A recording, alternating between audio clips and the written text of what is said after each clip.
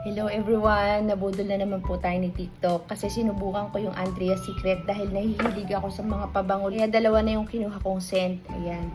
Ito si Doris. Ito naman si Unapologetic Beauty. Ayan.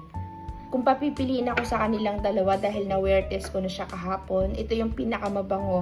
Sa mga ayaw naman ng matatapang na amoy pero mabango, go kayo dito sa pink. Kung mahihilig kayo sa pabango at gusto nyo ng mga scent na kagaya nito floral, itong kunin nyo. Ang bango niya, long lasting po siya kasi na-wear test ko siya buong maghapon. Tumatagal po talaga yung amoy niya.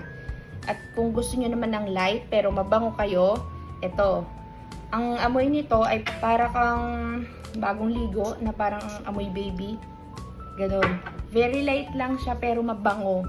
Maaamoy mo pa rin na mabango ka. Kung pwede ko lang ipaamoy sa inyo ang bango, hindi nakakasawa yung kanyang amoy. Ang ganda ng packaging niya at 100 ml po ito parehas.